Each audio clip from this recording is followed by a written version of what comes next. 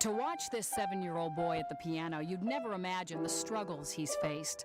Intensely creative and loving, John can slide into violent outbursts and uncontrollable tantrums. His mother first noticed the red flags at age 4. We don't know what's going on in his head. But I have to imagine there's a lot of noise in there that keeps him from focusing on things that at this age he really could be learning, but he's just not able. The thing that makes me feel better is the medicine. Was it like clear your head out? Yeah. Can you put it higher? And in music, Peg Nichols and her son have found comfort, sustaining them through 8 different diagnoses, 5 hospitalizations, 16 different medications. Was it schizophrenia, autism, or bipolar disorder? Always more questions than answers, at tremendous cost, often uncompensated by the insurance companies, depleting this family's resources. right now we're looking at $300,000 worth of claims over 2 years, and probably $50,000 is still out in the open.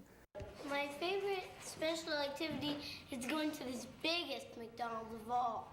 Last week, John came home for a few days from the Connecticut School for Emotionally Disturbed Children, where he's been a resident since the fall.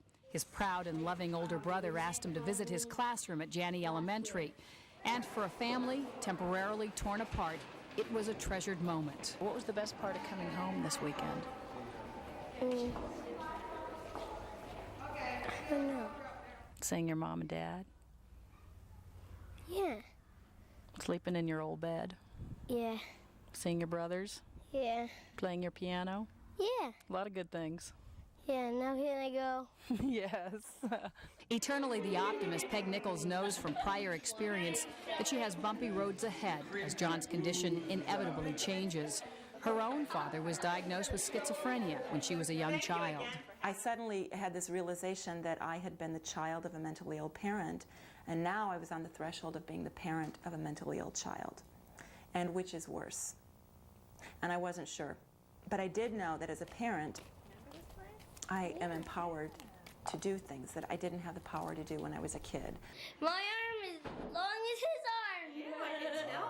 Getting the best medical advice has been critical to John's early diagnosis, and the family has assembled a team to counsel them both spiritually and medically, especially during John's outbursts. And I could hear John screaming in the background. He'd be just whining and howling, and I could hear things ripping behind him, and his mom would be describing, you know, he's hitting me now. I think one time he bit her while she was on the phone with me. But in despair, there are also moments of joy and advice for other families.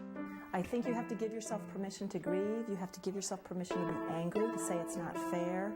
And then you need to somehow find the energy to find meaning in it and to know that there's support all around.